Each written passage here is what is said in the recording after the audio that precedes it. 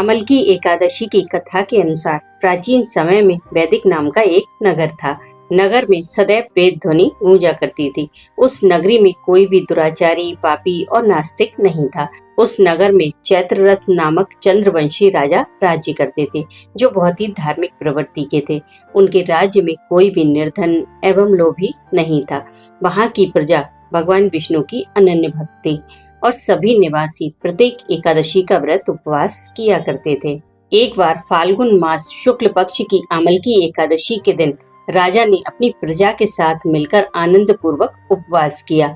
मंदिर में पूजा अर्चना के बाद सभी ने रात्रि जागरण किया। रात के समय उस स्थान पर एक बहेलिया आया। वह पापी तथा दुराचारी था।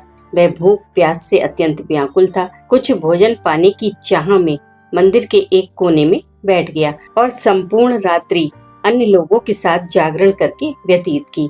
प्रातःकाल वह अपने घर को चला गया। कुछ समय बीतने के पश्चात उसकी मृत्यु हो गई। हालांकि जीव हिंसा करने के कारण वह घोर नरक का भागी था, परंतु आमलकी एकादशी के एक दिन के व्रत तथा रात्रि जागरण के प्रभाव से उसने राजा विदुरथ के यहाँ जन्म लिया। उसका नाम वसुरथ रखा गया। वह तेज में सूर्य के समान, कांति में चंद्रमा के समान, वीरता में भगवान विष्णु के समान तथा क्षमा में पृथ्वी के समान था। वह विष्णु भक्त होने के साथ साथ प्रजा का समान भाव से पालन करता था। दान देना उसका नित्य का कर्म था।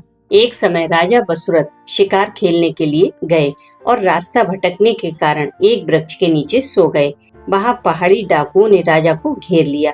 वे राजा को मारने लगे और उन पर अस्त्र शस्त्रों से प्रहार करने लगे। लेकिन ये क्या, डाकुओं के अस्त्र शस्त्र राजा के शरीर से स्पर्श होते ही नष्ट होने लगे और कुछ समय बाद उल्टा उन डाकुओं पर ही प्रहार करने लगे, जिससे सभी डाकू मूर्छित हो गए। उस समय राजा के शरीर से एक देवी प्रकट हुई। उनके नेत्रों से क्रोध की भीषण लपटें निकल रही थी।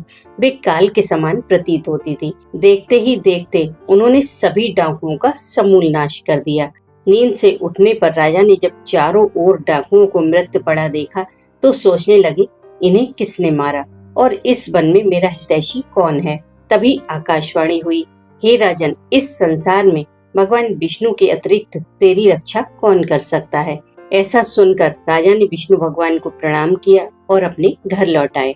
इस कथा का सार यही है कि भगवान श्री हरि की शक्ति हमारे सभी कष्टों को हरती है, जो मनुष्य का ही नहीं अपितु देवताओं की भी रक्षा करने में पूर्णतया समर्थ है। इसी शक्ति से उत्पन्ना एकादशी के रूप में मुर नामक असुर का वध करके देवताओं के कष्टों को हरा था।